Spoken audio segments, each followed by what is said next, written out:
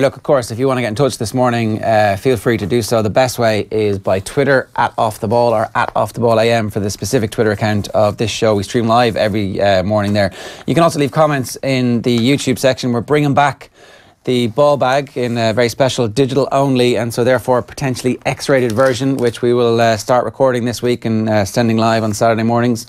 If you would like to make the ball bag. The off the ball bag. The off the ball bag, then feel free to get in touch. Do your worst, because some of us can take it and some of us definitely can't. Going to start with the Irish Examiner this morning. Cutting loose. Rory ready to throw caution to the wind at Carnoustie. They're talking about him using driver, although I don't think he's actually got a driver in his hand in the picture, unless it's a very small-headed driver. Tommy Martin, society is too dumb to heed France's inclusive message. And then Clonus Cyclone. There's been no mention of Barry McGuigan this week whatsoever. Clonus's favourite son. Monaghan can topple vulnerable Kerry, says Hero Hughes. I mean, there's a chance that Kerry are no good.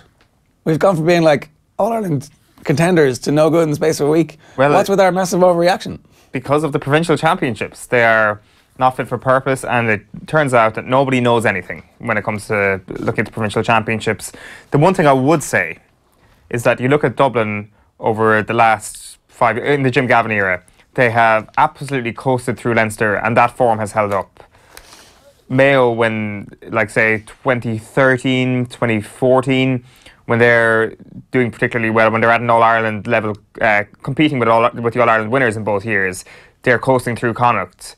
Like, I don't see how a team can coast through their province to the extent that Kerry have done without being All-Ireland contenders. That's the one thing I would say. Conversely, it's like, who did they play? And we saw Tyrone do to Cork what Kerry did to Cork. But the form lines have not held up whatsoever. I mean, you being rightfully confused about the role of Fermanagh as like a guide of form throughout the whole championship has just been nonsensical. That was weird, yeah. The Ulster Championship is its own little anomaly though, isn't it? Like, anything can happen up there. So I think that's a little bit different, but yeah, you're right. Nobody knows anything. Maybe Kerry are no culture. Maybe they're not. The back page of the Times Ireland edition has a picture of Roy Keane and Michael O'Flynn. Michael O'Flynn, one of the main organisers of the testimonial dinner and football match for Liam Miller. Tickets are going on sale for the game between Ireland and Manchester United. Legends from both setups, and like a proper A-list group of players are going to play for both teams. That game's going to be in Turner's Cross in September. On the 25th of September there will also be an evening event, and tables I think are nearly sold out for that as well. So that's Roy Keane and Michael O'Flynn announcing that yesterday. Liverpool star for the season, this is Alex Oxlade-Chamberlain. Quotes coming through from the from the Liverpool boss Jurgen Klopp, saying that the knee injury that he sustained in the Champions League semi-final last year is going to keep him out for the entire season more than likely, and Tyrone fans must make it hostile. This is interesting. This is an interesting development. Owen Mulligan has called on Tyrone supporters to create a hostile, intimidating and uncomfortable atmosphere for Dublin to play in at Healy Park. We've never had games this big in provincial grounds where there's been a large coterie of home fans. Yeah, it's kind of like, you do think about it, and you think about how heated some of those league games have got without there being that much in the line. You think about the Battle of Omagh, you think about the Battle of Tralee, you think about, say, Castlebar earlier on this year where things got fairly testy in that encounter. Like, put the championship, not intensity, but the championship stakes in those environments, and suddenly you've got a fire that's already lighting and just a bit more petrol on top of that there, and there is a huge possibility for things to spill over. Like, the great thing about the coverage of the Battle of Omagh this morning in all those newspapers is it reminds me wistfully of how bad Dublin used to be. The good old days when Tyrone used to be favourites, when everybody used to love coming up against Dublin, and just seeing a crap team get really, really angry going up to Omagh and places like that. That was beautiful. Whereas now they're all cool, calculated. They can be fiery when they want to be, but ultimately they'll come out on top, and I suspect they'll win by 2-3 points at the weekend. They are pretty relaxed really as a team. There's a couple of good quick pieces that I just wanted to talk about briefly from the Times Ireland edition. Pub meetings and new beds inside the Irish transfer market. Shane Keegan, the former manager of Galway United and Wexford Youth, talks about how transfers actually play out in the League of Ireland. It's a really interesting piece. It kind of just details that the manager ends up doing the vast majority of the negotiations. There's no kind of board of directors looking after it, and frequently you're not actually dealing with agents, you're kind of talking to the players themselves. So there's one story where there's a guy who wants who says he's got an offer of 150 quid more a week than what he's being offered. And Keegan's like, I think it's probably BS, but I can't prove that it's BS.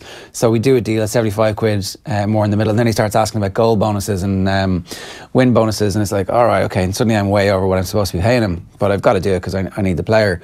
And then he's like, I'm going to be away from home a lot because, you know, I don't live in the city where obviously either Galway or Wexford. And I don't have a double bed. My girlfriend's going to be staying over. Silence. Like, okay, I'll get you a double bed. So that's incredible. It's like, it's not the glitz and glamour of, yeah, what about my image rights? How much, if I make 6 public appearances for you, do I get 10 million or 20 million? So the manager ends up becoming a fixer for a potential transfer target. Yeah. And also a motivator and then a tactician and trying to balance the books and all the rest of the stuff. So it's very different. And then there's a good story from the Ireland Rugby Sevens, the women's team, who are currently in the World Cup. They play England in the round of 16 tomorrow. That one's at 8:10 in the evening. And I think these games are in San Francisco. Yeah. So they're talking about Lucy Mulhall, who is the captain of the team. There's a really interesting bit where they're talking about her decision to switch. She's a Gaelic footballer, basically, grows up as a Gaelic footballer and then moves to become a rugby player. And apparently this is a big deal, right?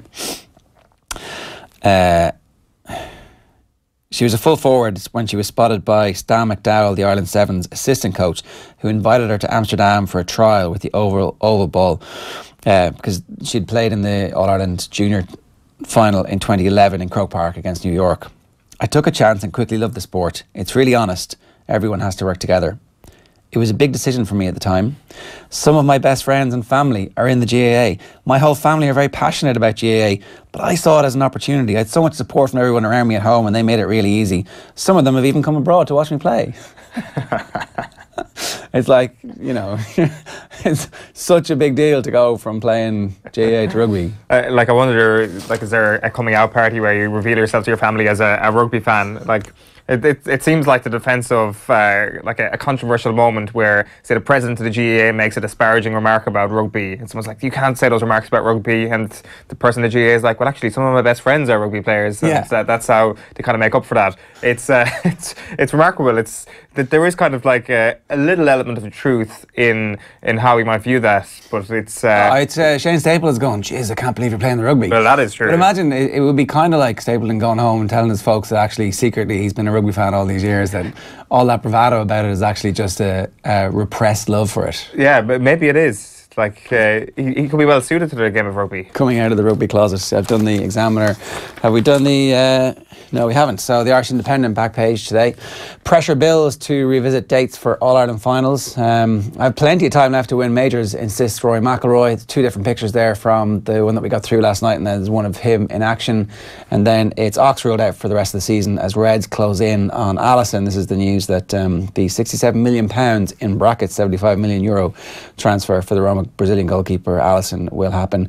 And Martin Russell last night resigned as the manager of Bray Wanderers, so that is officially FUBAR at Bray at the moment. I wonder where the pressure to revisit the All-Ireland finals is coming from. The Irish Independent understands some counties are consulting with each other to gauge the level of support for reviewing the dates. It's a strange story. Like, you read it and you're like, there is elements of the GAA, some county boards, who wanted to be pushed back, both All-Ireland finals to be pushed back to September because of the promotional opportunity that September affords. And Breheny points out that this would be possible to change because they've already changed it due to the exceptional circumstance of the Pope's visit, which allowed the football championship final to be put back 1 week. He'd also ever go on to say that that was an exceptional circumstance, and the moving of an All-Ireland final outside of Congress can only be done under exceptional circumstances, and he feels, Breheny feels that kind of the vocalisation of some of the points here from some of the county boards that it should be played in September is not an exceptional circumstance, therefore the GAA cannot move it even if it wanted to. But it's a weird one. It's weird timing. Maybe, like, I don't know, are the GAA suddenly waking up in the middle of the championship thinking, God, time is ticking on this championship. We want this to last a little bit longer. The promotional opportunity maybe is a real one, the argument about that. So it'll be very interesting to see if one of the top brass in the GAA come out and actually supports this or says that there is an opportunity to move this, because I've got a feeling that there will be widespread support for pushing the All-Ireland Championship finals back into September. Like if it's the first and second week, but the whole point of this was to give the club players extra time. The county board was saying that it's actually not going to make that much of a difference to the club player. It'll actually be interesting. We could actually ask Anthony Moyles a little bit later on what the difference would be, but according to Martin Brehony's piece there, it's not going to make a hell of a lot of difference to some of the counties. Yeah. Okay. So winning now the only thing on confident Kupka's mind. This is Brooks Koepka, who has an amazing record in the majors over the last 18 months, 2 years. I think 11th is his worst performance over that period of time, and obviously back-to-back US Opens in the middle of that as well. So we'll talk with Joe's going to join us a little bit later on to help us preview that. It was good stuff yesterday on the podcast Golf Weekly from Peter Lowry. He was on the range chatting with caddies, talking to people there, and McIlroy poised to make a major effort to end America's reign, over a picture of him jumping into the drink to pick out a ball. He's playing alongside Shane Lowry there, and then Darren Clark is turning 50, so he's going to be able to play in the Champions Tour. And then Howard's Way looks tailor-made for Dublin as he claims Flynn's mantle. This is Eamon Donoghue's piece. Each week Eamon Donoghue picks a piece, looks at the stats, and this week he's talking about Brian Howard, who has been sensational. I think might be at this point favourite for Young Player of the Year. He is eligible, is he? I presume so. He's only 20, isn't he? Isn't Brian Howard only 20? He would be eligible for... Yeah, so yeah, he would be. He's 1 year younger than Condon, is he? Is this not like... well, I suppose... Is this not like the Ireland young footballer that you can get it until the time you're 24 or 25? Or is there a strict cut-off point? To be honest with you, I don't know. But if he comes into that category, he's certainly got a hell of a shot. He's 21. I mean, in fairness, the Clifford performance last week when he was the only man standing up... makes it a battle. Whereas last year, Conor Callaghan was head and shoulders above everybody else. Whereas Clifford versus Howard, if they both make All-Ireland semi-finals, which Dublin will, that could actually be a great battle down the line for that gong. Zach Johnson is the tip on the back of the Racing Post this morning. Johnson can maintain his impressive recent form at the record. His form is 16-9, 6, 47, 1, 12, 14 from 2011 onwards. It's not, I mean, there's a win in the middle and there's... That was the Paul Dunne year. 2 top 10s and that's it. Yeah, that was... And he was 20th in 2007. I don't know. I mean, is he worth it? What are you tipping him up for there? That's interesting. What was it, 2015 when he won the Open? Like, that was the biggest bummer of all time when Zach Johnson won the Open, because it had teed itself up beautifully on the Sunday, and of course that was the Open that went to the Monday in the end, when Paul Dunne and Padraig Harrington were both tied for the leader as Dunne was one clear on the Sunday, and I was like, this is going to be the greatest finish of all time, and then the most boring golfer of all time wins it. I was like, screw you, Zach Johnson, for ruining my favourite weekend of the year. So let's just hope he doesn't do it again. There's been a few no-mark American winners. Ben Curtis. What year was that? It's going back a bit. Is it? Like, do you call Stuart Sinkswin a no-mark American? I wouldn't. Like, I'm trying to think of the last 10, 15 years. Ben Curtis, when? 2003. 2003, okay. It's not that long ago. It's not that long ago, no. It's only 15 years ago. It's only 15 years ago. It's not that long ago. The back page of the Herald is red heat. Mulligan calls for a hostile Dubs climate. Dick move on. Dick move. A lot of people are coming out this morning to say that Omagh needs to become a cauldron for Dublin at the weekend. Who's that? Who's the last one? Owen Mulligan. Oh yeah. It's the Herald. I'll never forget the Battle of Omagh as well, says Alan Brogan. And this is the big opportunity now for Dublin pundits to really kind of big up the opportunity for the opposition and actually get it right, because quite often they do it. They say, well, you know, at least you're going to be tough opposition this weekend. You know, they pose a good challenge. Longford will be tough as well now this weekend, and always it just falls true. Whereas this is a real opportunity for Dublin pundits to actually get it right this weekend. Philip, who's a Liverpool fan, at PoolFan81, says, how can they make it hostile given how the GAA have ensured Dublin will get almost half of the tickets? Where is the home advantage?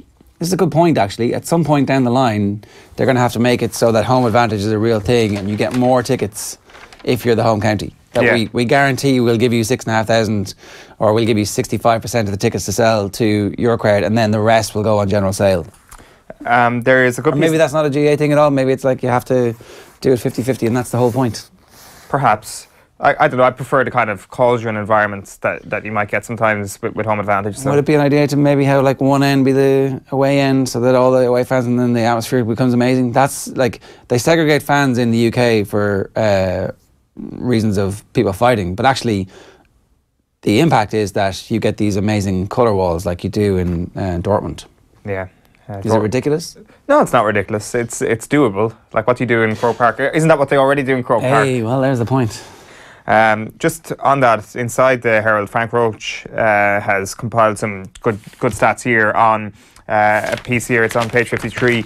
Green flag's gone a begging for the Blues. So net loss, Dublin's wasted chances. So he goes through all the championship games, all the goal chances that Dublin have had, all the goal chances they've converted, and all those that they've missed. So in the game versus Wicklow, they scored 4 goals and missed 3 goal chances. Against Longford, they scored 2 goals, missed 6 goal chances. Oh, yeah. Against Laois, they scored 1, missed 5 goal chances. I was on the spread in both those games. I was like, what are you doing? And then Donegal, they scored 2 goals, of course, and missed 4. So total goals, 9 in 4 games. Pretty good record, but they've missed 18. There is a possibility here that this is the easiest All-Ireland that Dublin will ever win. If they can convert those opportunities into goals, if Kerry get picked off, Mayo are already picked off, Dublin just saunter through. So it would be Galway in the final, and it would be Monaghan in the semi-final. What have Dublin done to Monaghan in Croke Park the last few times you've seen it? They've torn them, each limb they've picked, they've just torn it off their body and devoured them. in the league. The games have been close. The league is the league. Like, I hate that cliche so much, but it is the truest cliche of all time. You cannot read anything into the league. And it turns out we might not be able to read much into Dublin's lack of accuracy or rustiness or however it's been depicted over the last couple of weeks, because those goal chances that they've had, surely there's enough talent. Like you look at the likes of Conor O'Callaghan, people are saying it's a lack of confidence at the moment with Conor O'Callaghan. It might be a lack of luck. It might be the fact that 2017 Conor O'Callaghan just explodes into life over the next 6 weeks. There is terrifying potential in that Dublin team for them to just saunter through to September and beyond if the All-Irelands get pushed back. But the back page of the Mirror then this morning is Moan United. The Reds haven't even played yet, but already Jose insists that their pre-season is bad and he's worried. Robotic Rory then told to forget contracts and just play golf. And Allison jets in for £67 million, cop switch and ox out for the whole season. That was an interesting enough element actually to that press conference yesterday when Jurgen Klopp is like, by the way, we have some news on Alex Oxlade-Chamberlain. It wasn't an injury update. They knew this as soon as he came out of the operation theatre on his ligament damage in the Champions League match against Roma, that he was going to be out for basically 12, 13, 14 months. And Alex Oxlade-Chamberlain said, no, I don't want that information to get out there. I want you to finish the season as you mean to finish it, and I don't want this cloud to hang over you. So basically Alex Oxlade-Chamberlain has been holding in this information for 3 months. And it hasn't been revealed the true extent of his injury, but they revealed it yesterday, and it's bad news for Liverpool because he was in such good form before that injury. The back page of the Irish Daily Star this morning is Healy Spark. Tyrone Boss Hart wants Oma to be rocking for a visit of the Dubs. Ox is out for entire campaign there, and Rory's ready to turn back time. Now, just on the McIlroy, I don't know, can you see that? You can't see that if I walk up. I'm going to walk up a little bit closer to try and make this a bit better, because this picture, somebody at the Times hates Rory McIlroy. Can you see? You've completely messed that up. Now there, look there, yeah. I need to go this way, do I? Yeah. Look at that picture. Look at that. A fresh-faced Rory McIlroy is what they're saying. Look at him. That's gross. Look, the poor little... He's a teenager in this picture. You're like, oh my God. Somebody in the Times... Whoa. That's it. Beautiful. Camera left. Look at that. Look, poor Rory McIlroy. He opens the newspaper this morning. He's at Carnoustie thinking, okay, so, maybe I'm not performing to my optimum at the moment, but, yeah. And then he looks at that picture and goes, oh, Jesus. Yeah. It's like you having your Bebo account mysteriously activated and us being able to access it. Please let that never, ever, ever happen, is all I'm saying. Yeah, like he says he was yearning for those days. Maybe if he sees that picture, he's like, actually, no, I rather the new look Rory. Maybe in mind he wants carefree Rory back again. 11 years ago now, when he was looking after Patrick Harrington's kid as Harrington went and won the Open. Feels like just yesterday, Ger. It's only 11 years ago, not quite 15.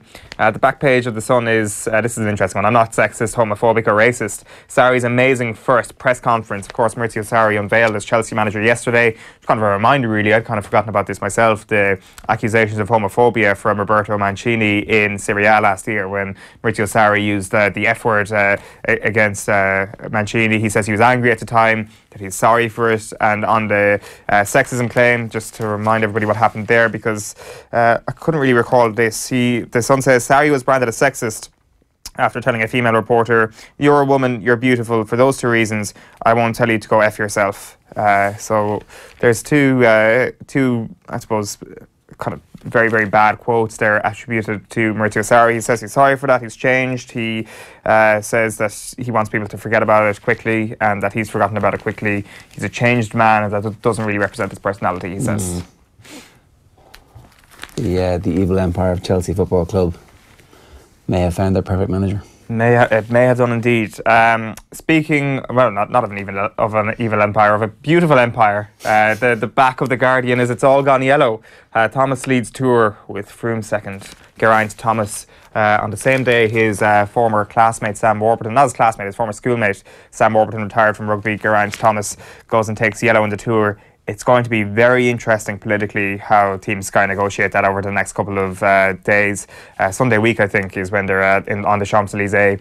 He's in first now. Chris Froome's in second. Bradley Wiggins, of course, came out during the week that Dave Brailsford is going to try and grind the two rocks off against each other over the next couple of days. And that might happen. Froome could have won the stage yesterday if he wanted to. But Geraint went first. A couple of things, right? So we were excited by the Wiggins thing when he came out and went, oh, maybe he's going to be an amazing pundit because he's like trying to stab them both in various different ways.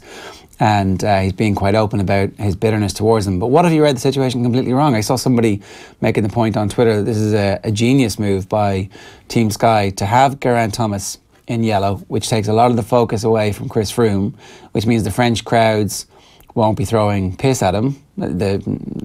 Throwing yellow at him was the symbolism, if you missed it, of the Urian attacks on Froome. And actually, there's been no sense of the atmosphere. The Eurosport commentator mentioned the atmosphere changed a little bit when Chris Froome closed the gap a little bit on the Thomas group yesterday in the final 2 kilometres. But apart from that, there's been almost no significant negativity towards Froome that we were told was going to be an awful experience for him and for Team Sky. But there is a shield. The Geraint Thomas is a shield for that because he's in yellow for now. At the last minute in the mountains, you decide to switch it up. And maybe Geraint Thomas is actually good enough to hold Chris Froome off, but that's probably unlikely at this point because Froome looks like a machine. He was yesterday, whenever anybody wanted to take a break or make a break, he would just ride up with him and go on, keep going, off you go, making them do all the work as Thomas closed the gap on the leader of the stage and ultimately romps home to win the stage. I wonder, was it a Freudian slip, so to speak, from Chris Froome yesterday when Geraint Thomas just slides away from the peloton, makes that attack on Nieve, and Froome is like, I gotta go after him. And he's like, actually, no, I can't, because I'm just going to bring everybody with me. And when he saw Dan Martin attack, I think Chris Froome was like delighted. It's like, now I can actually get off my saddle a little bit and actually try and challenge Geraint here. And it turns out Dan Martin couldn't bring Chris Froome along. That Martin or knock it out of his saddle. Or knock it out of his saddle, indeed. Does Chris Froome, I wonder, get out of his saddle just to make it look like he's trying hard? It happens so rarely. Happens so rarely. That's like, if I was Chris Froome, I'd be getting out of my saddle all the time because people are always criticising me for just sitting in the saddle all the time. Yeah, but then, you'd be listening to them and... Apparently, if you're on a climb and you lose the rhythm of your pedal stroke by 1 inch, you're doomed. Like, you're finished straight away. So getting out of the saddle can sometimes hamper that. You've got your pedal stroke has to be exactly the same as soon as you get out of the saddle. But this is probably very basic information for any huge cycling fans out there. But if you lose that pedal stroke one bit when you're climbing a big climb like they were yesterday, you're finished. I didn't know that. There was somebody going around the corner at one point, and it just comes to a complete halt. Yeah. A couple of quick things. Robert Purfield wants to know, can you pin a Periscope broadcast on a dressing room wall? You need a screen grab it, print it out, and then you could WhatsApp it to everybody, which is basically this is the easiest All-Ireland that Dublin will ever win, says. Probably is. I wish you'd credited Kerry's own Sheehan with that one, but so we were talking a bit about Warburton there because I didn't realise Geraint Thomas was from the same school as Gareth Bale and Sam Warburton. So it's a pretty impressive school. There's the three of them in there. Various, two very skinny guys who have immense power, and then Sam Warburton, who you would say is not skinny. No. Forced to retire at the age of 29 after a series of chronic injuries. A pretty amazing career for somebody who was essentially christened the leader from the get-go and actually managed to live up to that responsibility as well. About Eoin's comments regarding Rory McIlroy's Bebo picture. Oh, no. Oh. What's this, Eoin? That's an old profile picture. From Bebo? That's not from Bebo, that's actually from Facebook, which is rather embarrassing, isn't it? Darren Cleary, thanks very much for that. You're a good man, Darren Cleary. Thanks, Darren. But that was, can we stick it back up for a second? Because we're not just embarrassing you here, we're embarrassing one of our colleagues, is it? Yeah, it's a political correspondent there, Sean Defoe, yeah. All right, okay. And who's the third person? That's our friend Lisa, yeah. All right. And now you're digging right into my life here, Ger. You're in Poland, are you? I think that's in Prague. In Prague, okay. That was kind of pointless, wasn't it? No. That was a bit pointless. It was really good. Now you set the bar here, Ger. Now Ger has set the bar. So look forward to numerous images. Whatever I can get my hands on, I promise you, I'm making a pledge to you, the viewer, that there will be some sort of restitution, some sort of retribution. That's fine. What happened there. The key to this is not feeling embarrassment about it. The key here is probably not being of an age where you might have had kind of, I don't even know, there's nothing to be embarrassed about there. I think I've deleted everything. Oh, there you go. Well, this is me doing journalism. Look, I've literally got my big journalism hat on me. This is from 2002, the Saipan fallout in the FAI's offices in Marion Square. No, there you go. This is I really, There you go. Revenge is a dish best served cold. That's poor. Okay, so the hurling bracket. This is one of the other massive controversies that's happened this week on the hurling show. Ahead of the hurling show, to bump it up. Best hurler elimination, hashtag the hurling show. This is the handwritten results from Shane Stapleton. You can. This came straight from our graphics department. Exactly. You can check this on Twitter. So Owen Murphy has beaten Austin Gleeson, Pádraig Walsh, and then was beaten by Dahi Burke. Dahi Burke has beaten Seamus Harnedy, and Harnedy had beaten Tom Morrissey. Jamie Barron was also beaten by Dahi Burke. So Burke beats Murphy. That's the easy side of the draw. No controversy there, really. Dahi Burke beats Owen Murphy. It's a 55-45. Not enough of the Kilkenny lads came out to play. Can we stick that back up there for a second and we get the hard side of the draw? So the hard side of the draw, Patrick Horgan against Paddy Maher. What? 60%. Horgan won that one. Joe Canning beat John Conlon in a landslide, 81%. That's a bit unfair on the TJ Reid, landslide over Seamus Callanan, just I think to do with fitness more than anything, 83%. Was that a 95%? Tony Kelly beat Chris Crumley? 85. 85, okay. So then it was Reid against Kelly, a landslide for TJ Reid against Tony Kelly, 79%. And a landslide for Joe Canning against Patrick Horgan, 71%. Then Canning and Reid neck and neck all week. TJ Reid versus Joe Canning, 52%. Joe Canning is through to the final against Dahi Burke, where the go-away vote will be split, but you would assume at this point that Joe Canning is going to be christened the greatest hurler in the country on the hurling show by Shane Stapleton, just months after Stapleton's biggest faux pas when, where was Joe Canning on his list? 8th or 9th? Did he make his list? He was definitely in the top 10. Yeah. We don't want to do an injustice there. Owen Murphy, spectacular performance from him there. Is it doing an injustice to say he's the Croatia of this hurling World Cup? I'd say his performance has been so good for so long, over such a sustained period of time. He definitely was one of those people who was so underrated for so long that he slides into that other side of it where he's like, well, is he a bit overrated? But obviously no one's saying that in hurling because nothing's overrated in hurling. Nothing is overrated. Everything is perfectly rated. Everybody appreciates every ounce of hurling. And if you don't appreciate it, you can get the hell out of that sport. Fair enough. I mean, it is fair enough, really. We've got this great thing. Why would you shit on it? It's true. Maybe some people who play hurling have actual friends and family who play rugby and things like that as well.